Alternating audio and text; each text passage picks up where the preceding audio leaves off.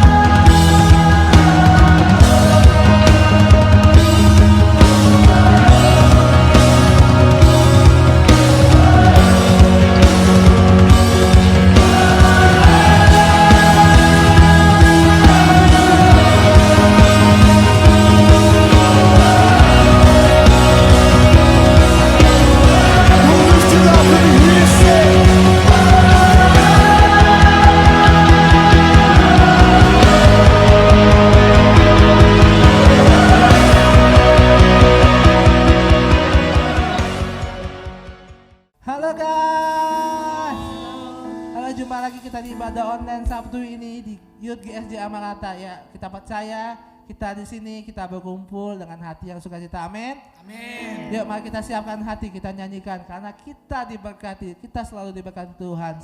Kita mau menyanyikan lagu ini. Amin.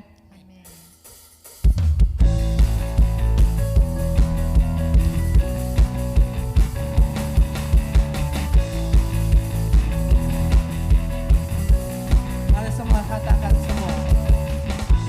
Kasih setiamu nyata bagiku, katakan hikmat, hikmat kebajikan tersedia bagiku. Sebab Allah sanggup limpahkan segalanya, dan anugerahnya sangat besar bagiku. Aku diberkati, aku dilimpahi, karena Allah sanggup untuk menyediakan. Aku diberkati, aku dilimpahi, atas semua anugerah Tuhan bagiku. Mari berikan tepuk tangan buat Tuhan Yesus.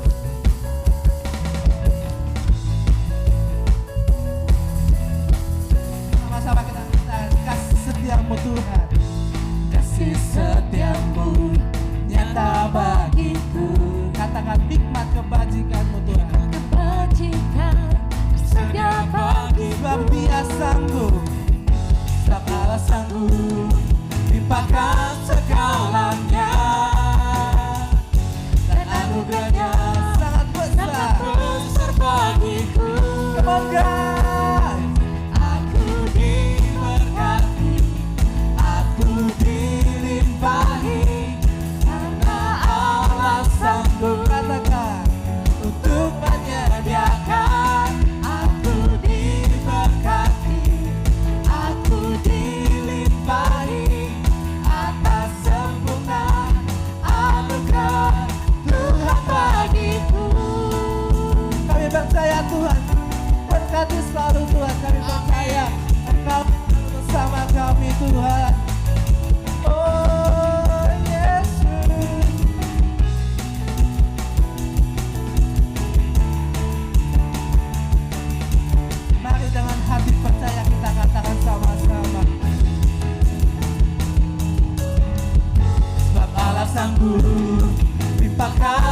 segalanya, dan anugerahnya sangat besar bagi. Mari kita katakan sekali lagi dengan doa. Allah sanggup limpahkan segalanya, dan anugerahnya sangat besar bagiku. Aku diberkati, amin Tuhan. Aku dilimpahi karena Allah sanggup untuk menyediakan. Aku diberkati, aku dilimpahi karena Allah sanggup untuk menyediakan. Aku diberkati, aku dilimpahi atas sempurna anugerah Tuhan bagiku.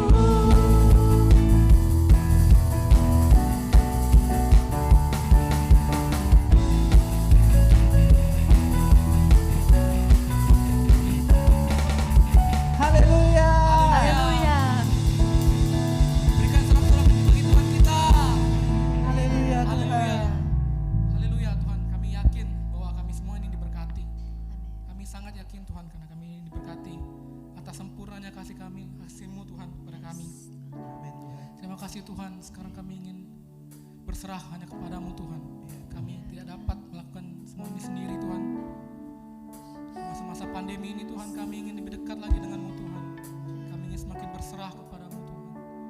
Haleluya. Teman-teman, mari sama-sama kita ucapkan satu pujian ini. Terima kasih.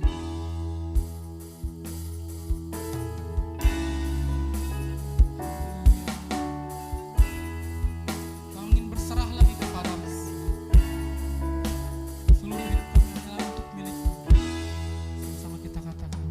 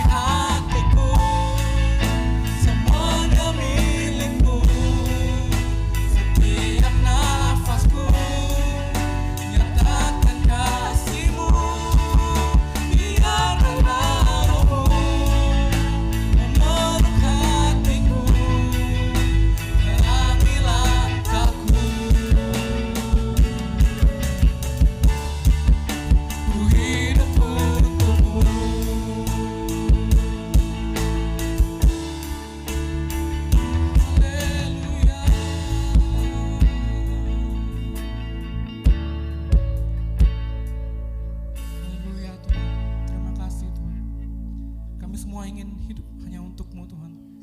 Kami semua berserah hanya kepada-Mu Tuhan. Semua dari kami hanyalah untuk milik-Mu Tuhan. Terima kasih Tuhan, terima kasih, kami sangat percaya akan itu Tuhan.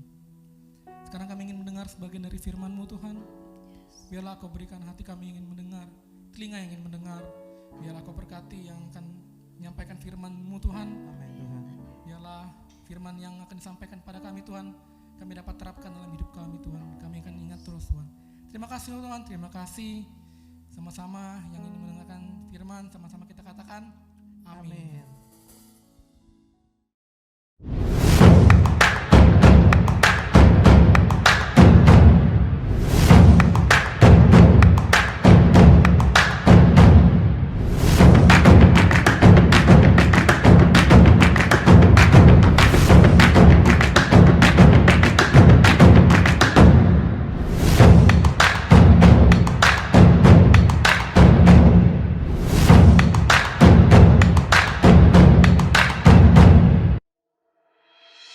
Ya, yuk sekarang saatnya pempek time. Saya punya beraneka macam pempek keriting, kulit, telur, lenjer. Ini saatnya menikmati pempek time. Kapan lagi kita makan pempek? Jangan. Hah? Belum mulai kok. Iya, pempek time kan? Pempek time. Iya, pempek time, tapi bukan makan pempek. Nah, terus apa dong? Pempek time itu adalah acara talk show virtual di channel YouTube Youth Life Maranatha. Oh, kirain makan pempek. Jadi, pempek time adalah pembahasan paling eksklusif di channel YouTube GSIA Maranatha. Ini dia. Bincang-bincang pembahasan paling eksklusif Pempek Time. Hai yuk, tema kita kali ini adalah pempek time. Mengapa kita menggunakan istilah pempek? Secara filosofis, pempek adalah makanan sejuta umat. Artinya apa? Pempek digemari oleh berbagai kalangan, besar, kecil, tua, muda, kaya, miskin, semua orang Palembang senang pempek. Pempek sepeda misalnya, di pinggir jalan, bahkan hingga ke hotel-hotel bintang 5 sekalipun, pempek sangat digemari. Pempek dapat dinikmati sambil bincang-bincang, sambil ngobrol, permasalahan keluarga, bisnis, sekolah, dan bahkan mungkin pacaran. Jadi pempek itu singkat cerita benar-benar makanan yang paling ngetop di Palembang. Nah, hari ini kita akan membahas sebuah acara bincang-bincang atau talk show virtual dengan tema pempek time, yaitu pembahasan paling eksklusif. Mengapa eksklusif? Karena hanya ada di channel YouTube Maranatha di Youth Life. Nah, pada minggu-minggu lalu kita sudah mengumpulkan berbagai pertanyaan dari teman-teman Youth Life dan juga dari profesional muda, dan beberapa pertanyaan itu sudah masuk ke redaksi Youth Life. Dan untuk itu kita akan langsung saja. Kebetulan hari ini akan bergabung pembicara-pembicara luar biasa dari berbagai belahan dunia, CID, dan cuma 2 negara. Oke, nggak apa-apa. Teman-teman, langsung saja ya. Pertanyaan pertama ini diajukan oleh salah satu anak Youth Life kita. Ada yang bertanya seperti ini. Ko, bolehkah anak muda memiliki me time? Me time yaitu waktu untuk mengentertain diri sendiri. Nah, untuk pertanyaan pertama ini akan dijawab oleh Pastor Slamet Yunianto. Beliau adalah Ketua Departemen Pemuda GSIA di Sumatera Bagian Selatan. Untuk itu kita akan menyaksikan video berikut ini. Ya, salam para anak-anak muda Gereja GSIA Maranatha Palembang. Kiranya Tuhan memberkati kita semuanya. Perkenalkan, saya Pendeta Slamet Yudianto, Ketua DKMD GSIA Sumbaksel. Ada pertanyaan dari kalian kepada saya bahwa bolehkah kita sebagai anak muda Kristen memiliki me time? Artinya waktu untuk mengentertain diri sendiri, untuk bisa bersenang-senang untuk diri sendiri. Anak-anak muda yang dikasihi Tuhan, apakah boleh kita nonton film? Apakah boleh kita pergi ke kafe? Sebelum saya menjawab pertanyaan ini, saya akan bertanya, adakah di dalam Alkitab Yesus dan murid-muridnya memiliki waktu untuk sendiri? Jawabannya ada. Kalau saudara baca di Markus pasal 6, ketika Yesus dan murid-muridnya sudah crowded sudah sibuk di dalam pelayanannya, lelah di dalam pelayanannya, Yesus mengajak murid-muridnya untuk menyendiri, untuk beristirahat sejenak di tempat yang sepi. Artinya saudara dikasihi Tuhan bahwa me time atau waktu untuk diri sendiri itu tidak menyalahi di dalam Alkitab, tetapi kita dipanggil oleh Tuhan. Ya benar, kekristenan adalah kehidupan yang merdeka. Tetapi kemerdekaan kita ini dibatasi di dalam kemuliaan Tuhan. Ya. Karena 1 Korintus 10 ayat 31 berkata, apapun atau jika engkau melakukan segala sesuatu berarti segala sesuatu, benar? Entah saudara ke kafe, entah saudara nonton film, ada rujukannya, yaitu lakukanlah semuanya itu untuk kemuliaan Allah. Nah, ini batasannya, dan ini jadi awasan bagi kita. Apakah yang kita tonton itu mempermuliakan nama Allah? Apakah yang kita kerjakan di kafe itu memuliakan nama Allah? Mungkin saudara berkata, ya itu kan jasmani, itu kan sekuler, bukan rohani. Kita seringkali mengkotak-kotakkan itu. Saya mau bertanya, apakah Yesus itu saat ini hidup dan menyertaimu? Pertanyaannya saya selanjutnya, apakah Yesus yang sama ini bisa diajak nonton film? Jawabannya iya. Biasakanlah hidup untuk kemuliaan nama Tuhan. Apapun engkau bisa kerjakan, tetapi batasannya adalah kemuliaan nama Tuhan. Tuhan Yesus memberkati kita semuanya, kiranya ini menolong kita. Amin. Bincang-bincang pembahasan eksklusif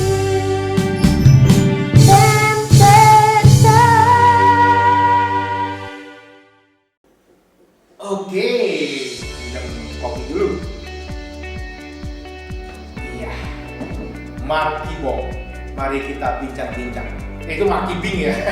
Oke, teman-teman, gimana? Keren bukan tadi jawaban dari Pastor Slamet yang mengajar kita bahwa itu bukan soal boleh atau tidak ya, tapi balik-balik adalah apakah itu memuliakan nama Tuhan. Nah, yuk. Biarlah hari ini setiap anak-anak muda mau memilih untuk selalu mengutamakan memuliakan nama Tuhan. Oke, berikutnya pertanyaan kedua. Pertanyaan kedua ini dari salah seorang jomblo man dan jomblo woman. Wah, ini pasti seru. Kalau sudah ngebahas soal jomblo ini seru banget ya. Nah, pertanyaan kali ini akan diajukan kepada Pastor Joner Sirait, ya, pasti sudah tahu semua ya. Atau kita sering kenal dengan Bang Joner. Nah, pertanyaannya Bang Joner, boleh nggak sih? Ini pertanyaan yang sangat klasik ya. Boleh nggak sih Bang pacaran beda iman? Karena si doi cakep Bang. Si doi itu kayak bintang drakor Bang. Wah, boleh nggak Bang? Nah, pertanyaan kedua, Bang, bagaimana cara kita mendapatkan pasangan hidup yang benar? Nah, jomblo men, jomblo woman, siapkan catatan, siapkan recordnya direkam baik-baik dengan baik-baik. Selamat menyaksikan jawaban dari Bang Joner. Baik, saat ini saya akan coba menjawab 2 pertanyaan seputar pacaran dari Q&A yang diberikan untuk saya jawab hari ini. Yang pertama, bolehkah pacaran beda iman? Ya, saya rasa ini pertanyaan yang sangat membosankan buat saya, ya, karena ini pertanyaan sudah terlalu biasa. Kalau saya tanya ulang begini loh, emang gereja telah kehabisan stok? Sudah tidak ada pria atau wanita yang cantik yang bisa menarik perhatian kamu. Kecuali kamu berpikir kamu mau pacaran sekedar ingin mengumbar hawa nafsu kedagingan kamu. Karena biasanya kalau pacaran sama anak Tuhan di gereja, maka mereka akan lebih paham batas-batas apa yang boleh dan tidak untuk dilakukan sebagai anak-anak Tuhan. Makanya firman Allah bilang begini loh, 1 Korintus 15 ayat 33, janganlah kamu sesat. Pergaulan yang buruk merusakkan kebiasaan yang baik. Pacaran itu bukan sekedar pertemanan hubungan seorang pria dan wanita dalam hubungan yang intens dan khusus gitu. Pacaran itu ibaratnya kamu sedang berencana membangun sebuah rumah megah dan mewah. Tentunya kamu harus mencari seorang arsitek yang mengerti, yang paham tentang selera kamu, lalu bisa mempresentasikan apa yang ada dalam benak dan pikiranmu dalam bentuk sebuah bangunan. Bangunan itulah keluarganya, arsitek itulah pasanganmu. Jadi prinsip dasar dari pacaran itu, kamu harus menemukan orang yang sepaham, satu ide, satu tujuan yang tidak merusak apa yang ada di dalam benak dan pikiranmu, terlebih imanmu. Pertanyaan kedua, bagaimana mendapatkan pasangan hidup? Ada dua hal. Yang pertama, kamu harus ke tempat yang tepat. Kita kembali ke gambaran saya tadi. Saat kamu punya rencana ingin membangun sebuah rumah yang baik dan megah, tentunya kamu tidak hanya sekedar membeli material di toko-toko bangunan yang biasa. Maka kamu akan mencari toko bangunan yang akan menjual material yang terbaik. Mungkinkah materialnya itu import karena kamu ingin membuat sebuah bangunan rumah yang megah, yang mewah, dan kamu punya uang mungkin tentunya, maka kamu akan mencari toko bangunan yang luar biasa. Perhatikan ini, kamu harus mencari di toko material yang terbaik. Toko material itulah tempatnya. Kamu tinggal menentukan seleramu itu yang kayak apa. Toko material itu ibaratnya adalah sebuah komunitas. Toko material itu ibaratnya sebuah tempat yang menyediakan banyak pilihan terbaik. Kalau kamu ingin rumah tanggamu ke depannya baik, kamu harus mencari tempat di mana kamu bisa menemukan sosok atau pria yang terbaik. Kamu tidak akan bisa menemukan wanita atau pria yang bahan material yang terbaik kecuali di gereja, kecuali dalam komunitas rohani. Amin. Yang kedua, tentunya kamu harus berdoa dan minta Tuhan pimpin untuk kamu bisa menentukan pilihan yang tepat di antara pria atau wanita yang adalah anak Tuhan tadi. Karena wanita atau pria itu adalah anaknya Tuhan, tentunya kamu harus meminta kepada bapaknya. Bukan kepada bapak jasmaninya, tapi kepada bapak rohaninya dulu. Itu untuk meminta sesuatu kepada bapak jasmaninya, itu langkah selanjutnya. Yang kadang-kadang mungkin akan mendapatkan benturan atau sambutan yang kurang hangat dari orang tua karena mungkin kurang menyukai kita dan lain sebagainya. Tapi ingat, kalau kamu sudah meminta terlebih dahulu kepada Bapaknya yang di sorga, maka dengan mudah cara Tuhan itu untuk mengubah hati orang yang keras menjadi lembut, itu adalah bagiannya Tuhan. Yang penting kamu berdoa dan minta kepada Bapaknya yang di sorga. Percayalah, selama kamu punya kerinduan untuk membangun sebuah hubungan, membangun sebuah hubungan yang sehat dan kudus, serta ingin membangun sebuah rumah tangga yang diberkati oleh Tuhan, maka Tuhan dengan senang hati akan memberikannya buatmu. Semoga jawaban ini bisa clear untuk kita semua. Amin. Bincang-bincang pembahasan paling eksklusif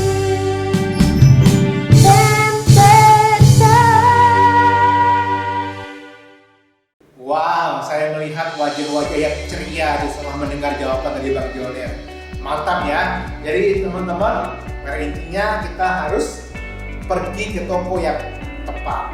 Nah, Youth Life dan Pro M ini adalah toko yang tepat buat kita semua. Nah, kita langsung aja ke pertanyaan ketiga dari salah seorang anak muda kita. Pertanyaan ini nanti akan dijawab oleh Sekretaris Departemen Pemuda Nasional, yaitu Bapak Pendeta Samuel Darmanto, ya, Kak Samdar. Ya. Pertanyaannya seperti ini, Kak, benarkah kalau kita sendirian itu akan mudah jatuh dalam dosa? Nah lo, sendirian, malam-malam, di tempat gelap, wow, bukan itu ya. Yang dimaksud adalah waktu kita sendirian, kita nggak punya teman, nggak punya lingkungan, nggak punya sahabat. Itu apakah membuat kita, mempengaruhi kita untuk mudah jatuh dalam dosa? Nah, langsung saja kita akan menyaksikan jawaban dari Kak Samda. Puji Tuhan, terima kasih buat pertanyaannya. Apakah kalau kita sedang sendiri, kita mudah jatuh? Ya, saya akan jawab. Itu bisa benar, saudara-saudara, bahwa ketika kita sendiri bisa mudah jatuh. Kalau, saudara-saudara, kita tidak menyadari bahwa ada Tuhan dalam kehidupan kita. Kita tidak menyadari bahwa Tuhan selalu hadir. Dia maha hadir dan maha tahu apa yang sedang kita lakukan. Yang kedua, itu bisa benar kalau kita tidak membiasakan diri punya hati yang selalu terkoneksi dengan Tuhan. Jadi ketika engkau nggak punya hati yang selalu terkoneksi, spiritmu, imanmu, rohmu tidak terkoneksi dengan Tuhan, pastilah engkau mudah jatuh. Jangankan ketika engkau sendiri, ketika engkau dalam banyak orang pun, dalam persekutuan, dalam komunitas orang percaya pun, engkau bisa jatuh kalau engkau tidak membiasakan diri, hatimu terkoneksi dengan Tuhan. Mengapa demikian? Ya, karena pada dasarnya sejak kejatuhan manusia menjadi semakin lemah. Kita melihat bagaimana Hawa jatuh ketika dia sendiri. Daud jatuh ketika dia sendiri. Simpson jatuh ketika dia sendiri. Dan masih banyak contoh yang lainnya.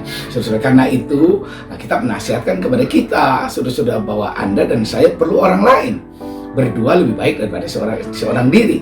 Kenapa? Karena kalau ia jatuh, ada yang lain menopang, ada yang lain menguatkan. Terlebih, Anda dan saya ada dalam persekutuan orang percaya, ada dalam komunitas anak-anak Tuhan. Maka disitulah letak menjadi kekuatanmu, letak kekuatanmu, engkau akan dikuatkan, ditopang, dimotivasi, didoakan. Sehingga kita menjadi orang-orang yang tidak mudah jatuh. Kalau Anda tidak sendiri, kalau engkau ada dalam lingkaran orang-orang yang percaya. Kita menasihatkan kepada kita, saudara-saudara, dalam kitab 1 Korintus pasal 10 ayat yang ke-12, sebab itu siapa yang menyangka bahwa ia teguh berdiri, hati-hatilah supaya ia jangan jatuh. Kenapa? Karena ada orang yang merasa sudah kuat.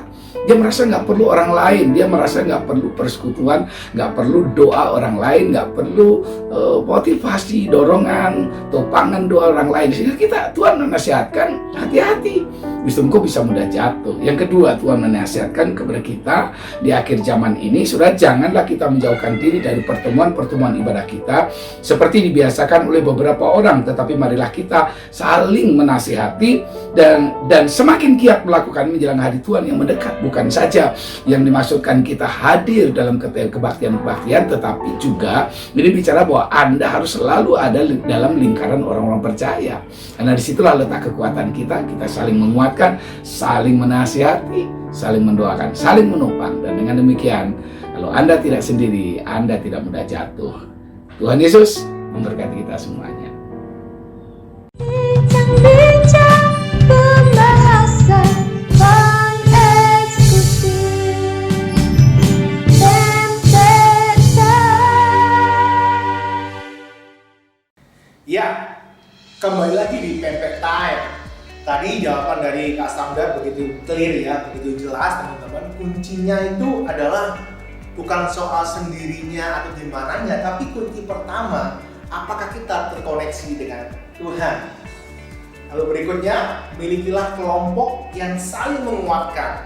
Nah, itu adanya di Komsel. Nah, setelah YouTube ini selesai, kita akan ada Zoom online ya, Komsel via Zoom.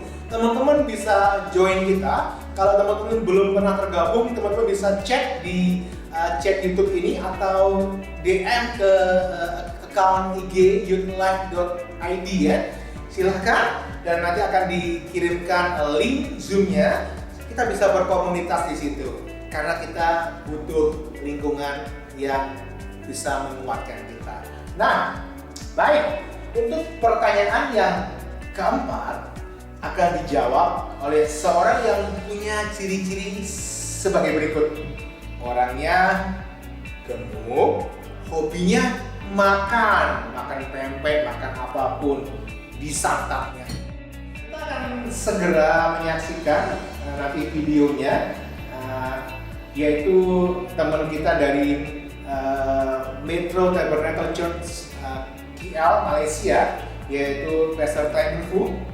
Hari ini dia akan menjawab pertanyaan dari anak muda kita. Ya, pertanyaannya itu seperti ini, Bro, bagaimana mengatasi kemalasan bagi anak muda untuk memiliki waktu pribadi dengan Allah atau saat teduh, waktu berdoa, waktu membaca firman Tuhan dengan Allah. Karena biasanya anak muda memiliki kemalasan dalam hal seperti ini. Nah, bagaimana caranya supaya kita bisa memiliki hubungan pribadi yang erat dengan Tuhan? Baik, tanpa menunggu lama-lama lagi, teman kita dari Malaysia, Pastor Clement Fu akan segera menjawab. Hi, greetings and shalom kepada semua di Maranatha Palembang. Saya saudara Clement dari Kuala Lumpur, Malaysia. So today I'll be talking on how to overcome laziness in your devotion time. First, you need to have self-discipline. Just like waking up in the morning and preparing to go to school. So you do it every day and it has become a routine or a habit. So just like devotion time as well, you need to set a time to do it often enough so that it will become a routine. And when it becomes a routine, it will naturally becomes a habit. And when you do it, it will just come naturally to you without even thinking it. So yes, you need to cultivate self-discipline to do it often enough so that it will become part of the system in you when you do it. The second thing is to find ways that will work for you. Some people find it easier to concentrate in the morning. Some people find it easier to concentrate at night. And some people find it easier to concentrate when they are in a quiet place. So you need to find what works for you and what doesn't work for you. And when you know that, it's easier for you to find your best environment that will best fit it for your devotion time. So, but for my example is that I would usually, when I drive to work, I would turn on the worship music in a car and I would talk to God on the way to work. So that works for me. So you just need to find ways that will work for you. And another thing to remember is that you need to remove distractions while doing devotion time. For me, my biggest distraction is my mobile phone, my handphone. So I usually turn it off or I put it aside, and I will just make sure that my phone is not near me when I do my devotion time. So you have to identify things that are distracting to you so that you can just remove it or walk away from it. And we have to also remember that sometimes we function better in a group environment.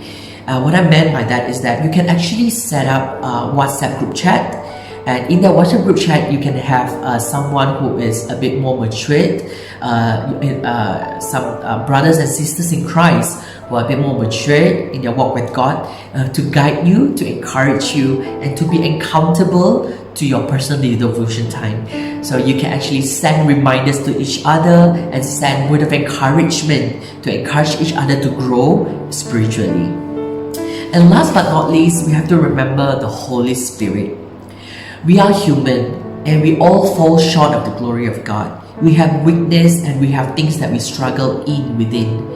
But we also have to remember that it is not by our own strength to do the will of God. The Holy Spirit will empower you, will anoint you, will give you strength and the grace to overcome your struggles within. If you have laziness, you just reach out to the Holy Spirit and tell God and to overcome the weakness in you. And I believe the Holy Spirit will empower you and will give you strength to do the will of God. And I just hope that these tips will help you to overcome your laziness in your personal time with God. Thank you. God bless you. Bincang-bincang pembahasan Fun Eksklusif Pempek Time. Mantap jiwa ya pembahasan dari Pastor Clement Fu dari Malaysia. Intinya kita harus disiplin rohani kita ya. Kita juga harus menghilangkan hal-hal yang berpotensi mengganggu. Jadikan itu sebagai suatu gaya hidup, dan yang paling penting adalah minta pertolongan Roh Kudus yang memampukan kita. Oke guys, langsung saja kita masuk ke pertanyaan kelima. Ini sangat spesial kenapa? Karena yang menjawab adalah langsung Direktur Departemen Kaum Muda Nasional GSJA Indonesia, yaitu Pastor Daniel Pribadi. Ya, nah pertanyaan yang juga diajukan oleh anak muda kita seperti ini. Ya, ini pengalaman pribadi salah seorang anak muda kita ya. Ketika roh kita sedang berapi-api dalam Tuhan, kita sudah membaca firman, sudah menjadi pelaku firman, tapi tiba-tiba kok malah muncul banyak masalah yang datang. Banyak sekali godaan iblis untuk menjatuhkan kita. Kita seringkali kedagingan itu muncul, pikiran-pikiran negatif itu muncul. Nah, Ko Daniel, bagaimana sikap kita untuk menanggapi hal tersebut?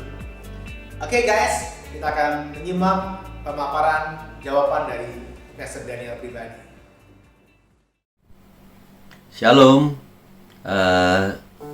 saya Daniel Pribadi mendapat pertanyaan, yaitu ketika roh kita sedang berapi-api bersama dengan Tuhan, lalu berdoa, membaca firman dan menjadi pelaku firman Tuhan. Tetapi tiba-tiba banyak sekali masalah yang datang, banyak sekali godaan untuk menjatuhkan kita.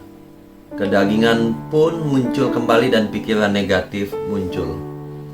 Nah, kalau dari pertanyaan ini, bagaimana sikap saya untuk menanggapi pertanyaan ini? Di sini kan udah dijelaskan dari pertanyaan ini bahwa kedagingan itu muncul dan ada pikiran negatif yang muncul.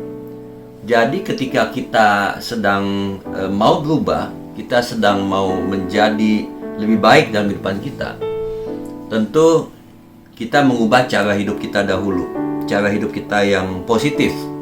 Apa itu cara hidup positif? Cara hidup yang mulai mendekat kepada Tuhan. Satu, kita mesti akui bahwa Tuhan itu adalah roh. Oleh sebab itu, dia berkata penyembah yang benar adalah penyembah dalam roh dan kebenaran. Jadi bagaimana kita memposisikan diri kita supaya kita hidup di dalam roh, bukan di dalam kedagingan, maka hidup kita mulai mendekat kepada roh Allah, yaitu hubungan yang dekat dengan Tuhan. Bagaimana caranya? Tentu dengan cara kita konsisten setiap hari, kita banyak ambil waktu untuk berdoa pada Tuhan. Tentu berdoa itu bukan sekedar berkata-kata, tapi berdoa adalah membawa hati kita dengan ucapan syukur, memuji dan menyembah Tuhan. Nah, tentu saja ketika kita baru mengawali untuk semangat, tidak semudah seperti membalik telapak tangan. Kita masih ada kedagingan yang kuat. Tadi di dalam pertanyaan ini kata, dan ada pikiran-pikiran negatif. Betul. Apa yang menghalangi kita untuk maju di dalam Tuhan, khususnya bisa bertahan supaya tidak jatuh dalam kedagingan kita, walaupun kita sedang mau maju. Masalahnya adalah yang dimaksud kedagingan adalah jiwa. Jiwa itu adalah apa? Jiwa itu pikiran, perasaan, emosi, dan kehendak kita. Nah, bagaimana mengendalikan pikiran kita? Pikiran hanya bisa dikendalikan dengan baca firman Tuhan. Segala yang negatif harus digantikan dengan yang positif. Dan yang positif itu adalah firman Tuhan. Apa yang masuk lewat mata kita, apa yang masuk lewat telinga kita, itu masuk dalam pikiran kita. Jadi kita mesti disiplin. Bagaimana kita bisa mengatasi pikiran negatif? Tidak ada cara lain, kita mesti mendisiplin, menjaga segala yang masuk dalam pikiran kita adalah hal yang baik, positif, dan kebenaran. Ya, saudara harus baca firman Tuhan, nggak ada cara lain. Saudara harus banyak mendengar khotbah, isilah pikiran dengan yang positif. Pikirkan yang benar, pikirkan yang mulia. Pasti saudara akan terlatih untuk berpikir yang baik dan positif. Maka pelan demi pelan, tapi pasti pikiran kita akan beralih menjadi positif. Tapi bukan cuma sekedar pikiran, ada spirit dalam kita. Spirit yang kuat, spirit yang memimpin kita untuk hidup semakin hari semakin berkemenangan dan antusias. Sebab kalau hanya sampai di pikiran saja, tapi tidak spiritnya tidak dilatih, maka kita pun akan tetap bisa gagal. Saya mengumpamakan begini, spirit kita tuh seperti energi, seperti tenaga. Pikiran kita tuh seperti skill kita, pengetahuan kita. Jadi tenaga ditambah pengetahuan itu akan menjadi manusia yang super dan hebat. Jadi jangan lupa kita juga mesti melatih roh kita dengan apa? Dengan berdoa. Bukan hanya dengan baca firman, tapi juga dengan berdoa, menyembah Tuhan. Saya akan bacakan dalam kitab Galatia 5 ayat 16. Maksudku ialah, hiduplah oleh roh, maka kamu tidak akan menuruti keinginan daging. Artinya apa? Mematikan kedagingan kita itu sama saja dengan saudara harus membangkitkan roh kita. Lalu dalam ayat 18, Galatia 5 ayat 18, akan tetapi jikalau kamu memberi dirimu dipimpin oleh roh, maka kamu tidak hidup di bawah hukum Taurat. Lalu yang terakhir, ayat 25, jikalau kita hidup oleh roh, baiklah hidup kita juga dipimpin oleh roh. Jadi maksudnya apa? Kan kita mau hidup dalam roh. Artinya kita tidak mau hidup dalam kedagingan. Jadi apa yang kita mesti lakukan? Ya izinkanlah roh memimpin kita. Roh apa? Di sini rohnya roh besar, artinya Roh Kudus. Dan biarlah Roh Kudus memimpin kita. Jangan keraskan hati. Mari lembutkan hatimu dan tanyalah Roh Kudus apa yang saya harus lakukan. Pasti Roh Kudus akan berbisik dan berbicara kebenaran firman Tuhan. Sekali lagi, Roh Kudus sampaikan pesan, tapi kita juga mesti mengisi dengan firman Tuhan sehingga hidup kita menjadi makin lama, menjadi makin terkendali. Itu aja pesan saya. Salam kegerakan. Tuhan Yesus memberkati. Amin.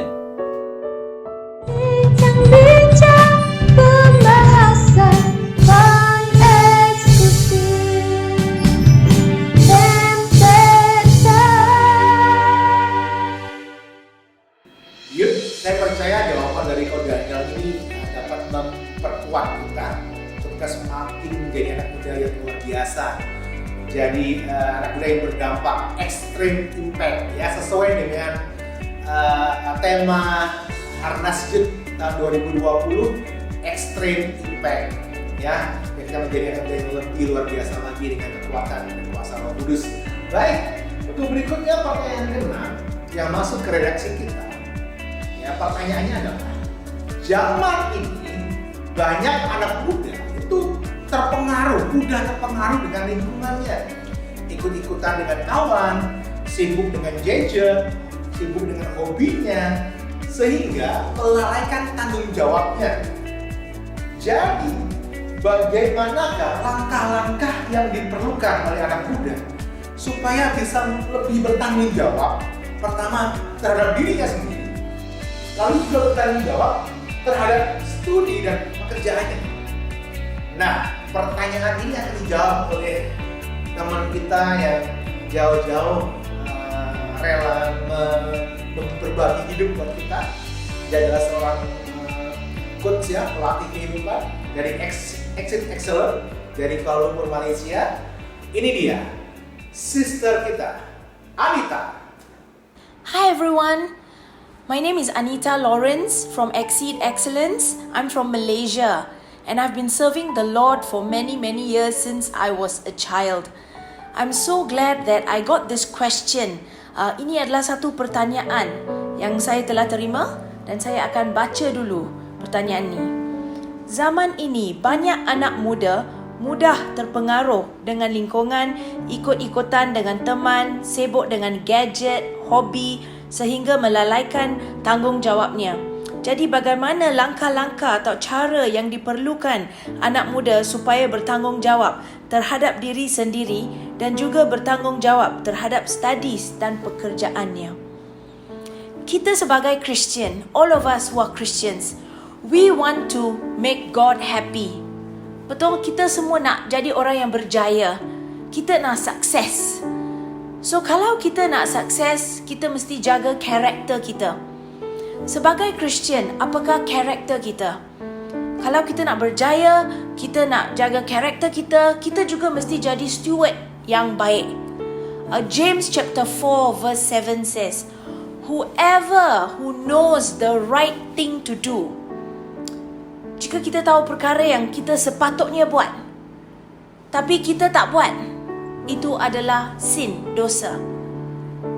So if we follow the Bible in James chapter 4 verse 7, and if we want to make God proud, we want to make God happy, we want to bring God honor, we need to do the right thing. So sebagai student, what is the right thing for you to do? Study hard, do well in your exams, and spend your time wisely. But is it wrong to have a hobby? No, it's not wrong to have a hobby.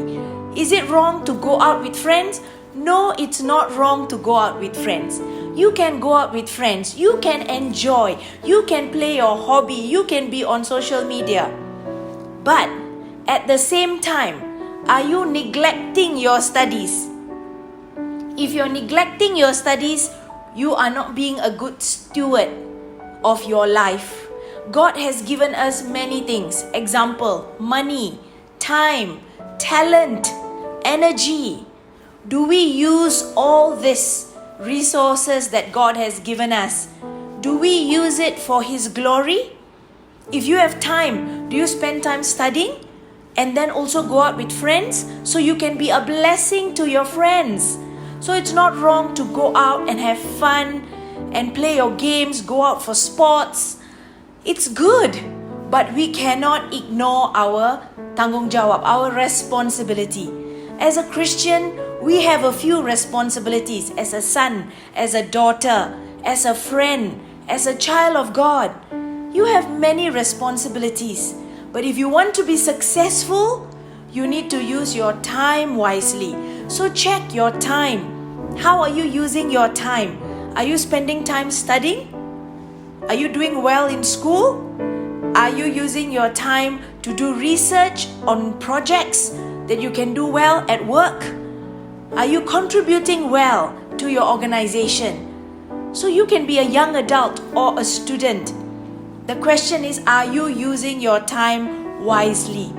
Are you using your energy, your talents wisely for God's glory? If you want to be successful, you need to use your strengths to bring God glory. Check your character, being responsible and being accountable. When you spend your time, do people know what you're doing with your time? Do your parents know? Do your church pastor, your youth pastor, do you share with them how you're spending your time?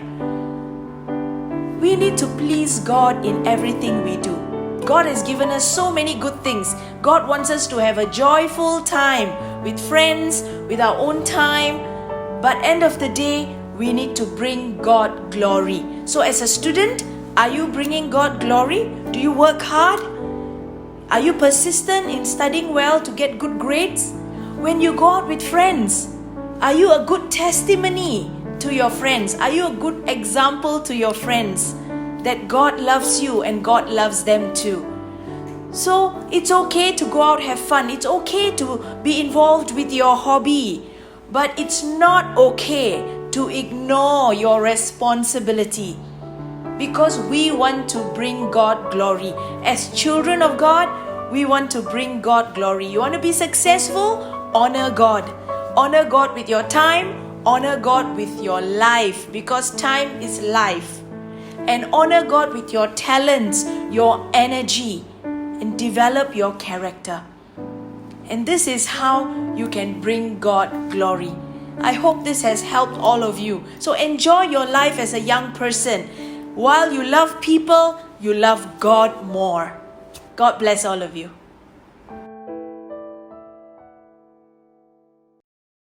Bincang-bincang pembahasan paling eksklusif Pempek Time. Ya, super sekali. Thank you, Sister Anita. Jawabannya sangat meneguhkan, sangat membantu setiap anak-anak muda ya. Di sini khususnya untuk lebih menjadi pribadi yang bertanggung jawab. Nah, untuk berikutnya adalah pertanyaan yang terakhir. Pertanyaan terakhir ini, kita tahu di era digital, bagaimanakah cara yang tepat untuk menjangkau atau menjadi berkat atau berdampak bagi generasi ini, dan bagaimana cara menghilangkan rasa malu atau takut untuk bersaksi di medsos, karena seringkali kita pengen sih bersaksi tapi ada timbul rasa malu. Nah, bagaimana cara kita untuk overcome atas itu? Pertanyaan ini akan dijawab oleh teman kita, yaitu pastor dari GZA Metropolis Jakarta. Beliau merupakan tim support dari DKMM, yaitu Pastor Wilko Manpau. Selamat menyaksikan. Pertanyaan yang masuk adalah bagaimana caranya agar kita dapat menghilangkan rasa malu atau rasa takut untuk bersaksi di media sosial. Nah, teman-teman muda, saya ingin menyampaikan lebih dulu apa yang dikatakan Rasul Paulus ya, apa yang Alkitab katakan dalam 2 Timotius 1 ayat yang ke-7. Firman Tuhan bilang begini, sebab Allah memberikan kepada kita bukan roh ketakutan, melainkan roh yang membangkitkan kekuatan, kasih, dan ketertiban. Yang menarik begini, di ayat yang ke-8, Rasul Paulus bilang, jadi janganlah malu bersaksi tentang Tuhan kita. Dan kemudian saudara, Rasul Paulus bilang, melainkan ikutlah menderita bagi Injilnya oleh kekuatan Allah. Nah, saudara-saudara sekalian, perhatikanlah dorongan yang diberikan oleh Rasul Paulus. Jadi prinsipnya begini, harusnya mana yang lebih besar? Rasa takut kita akan apa yang dikatakan orang, akan apa yang bisa dilakukan orang pada kita, atau rasa kasih kita. Dan itu mendorong kita untuk melakukan sesuatu bagi Tuhan untuk mempermuliakan namanya. Dalam hal ini adalah menyaksikan dia. Medianya apa? Media sosial. Nah, bicara soal media sosial, teman-teman, penting bagi kita memang kalau kita memposting sesuatu, pastikan begini. Pastikan bahwa teman-teman engkau membagikan apa yang kau hidupi dan engkau menghidupi apa yang kau bagikan. Jadi teman-teman pastikan. Kenapa? Karena kalau apa yang kamu bagikan itu adalah sesuatu yang tidak kamu hidupi, maka ada gap antara apa yang kamu percayai, apa yang kamu lakukan, dan apa yang kamu tampilkan di depan umum. Percayalah, Tuhan rindu memakaimu untuk menjadi pesannya bagi dunia. Dan lakukanlah itu. Pasti kasih karunia Tuhan turun atas kamu. Tentu saja kita manusia yang terbatas, tidak sempurna, tapi biarlah dalam ketidaksempurnanya itu, ketidaksempurnaan kita membagikan kasih Tuhan yang luar biasa. Selamat menyaksikan Tuhan di media sosial yang engkau miliki. Bagaimana cara untuk menjadi berkat atau menjangkau generasi di era digital ini? Saudara-saudara, itu pertanyaan yang diajukan kepada saya. Saya ingin kembali kepada prinsip yang Tuhan Yesus berikan. Prinsipnya adalah apa yang dikatakan Tuhan Yesus dalam khotbah di bukit. Matius 5 ayat 16, demikianlah hendaknya terangmu bercahaya di depan semua orang sehingga mereka melihat perbuatanmu yang baik dan mempermuliakan Bapamu di surga. Satu hal yang harus kita pahami, kita sadari bahwa Tuhan memanggil kita, menetapkan kita untuk menjadi berkat, digambarkan dengan terang, digambarkan dengan garam. Kalau bicara soal era digital, tentunya kita bisa menggunakan sarana-sarana yang ada. Apa itu sarana yang ada? Media sosial kita, Instagram, YouTube. Saudara, ada survei yang dilakukan bahwa banyak anak muda, anak milenial yang menghabiskan waktunya cukup panjang ada di Instagram ataupun YouTube. Nah, ini adalah sebuah kesempatan bagi kita. Mari kita jadikan ini sebagai sarana untuk menjangkau, yaitu dengan pesan-pesan yang kita berikan. Saya tidak hanya bicara soal pesan-pesan diberkati, tetapi saudara bisa memposting. Barangkali saudara ada dalam keadaan yang sulit, pandemi corona, COVID, dan lain sebagainya. Tapi di sana saudara bisa memberikan pesan melalui caption yang ada, menyemangati, karena sadarilah bahwa saudara bukan hanya sekedar pembawa pesan, tapi juga pesan bagi dunia dan generasi ini. Tuhan memberkati. Yuk, super sekali ya jawaban dari Bang Welto tadi, buat kita menjadi pribadi yang lebih berdampak lagi ya. Apalagi tema kita di tahun 2020 adalah Extreme Impact. Mari kita menjadi generasi yang berdampak. Setiap kita dipanggil untuk menjadi garam dan terang dunia.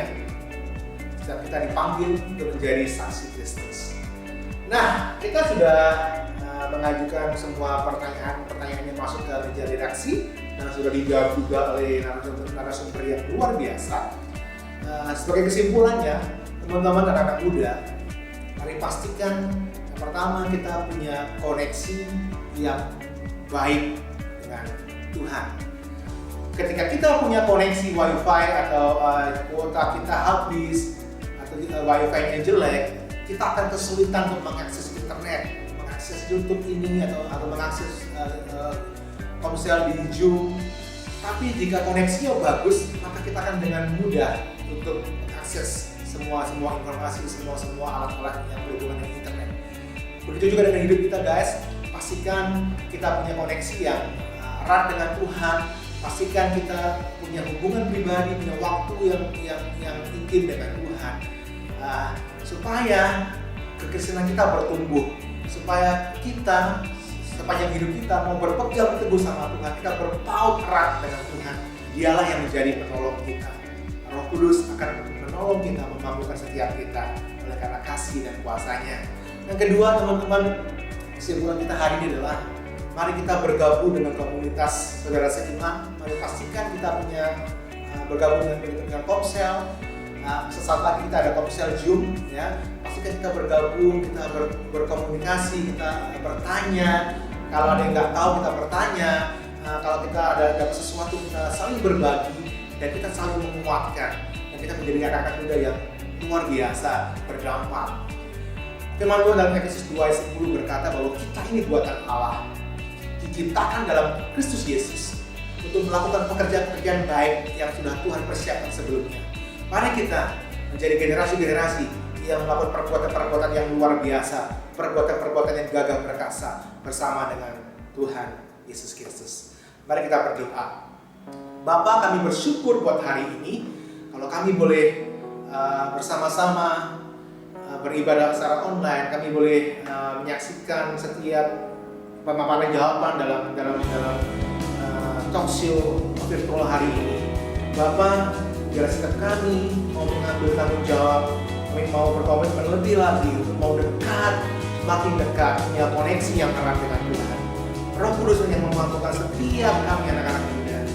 Dan Tuhan, biar kami juga punya komunitas yang kuat, saudara-saudara seiman yang saling meneguhkan dalam komsel kami, dan kami juga menjadi saksi Tuhan, menjadi Allah Tuhan, berdampak bagi generasi ini. Terima kasih Tuhan Yesus, terima kasih Bapak, kami mengucap syukur buat ibadah online kami hari ini. Segala pujian, segala kemuliaan bagi nama Tuhan Yesus Kristus. Berkati semua hamba-hamba Tuhan yang sudah berbagi, dan setiap anak-anak muda yang menyaksikan tayangan ini. Terima kasih Tuhan, terima kasih Bapak.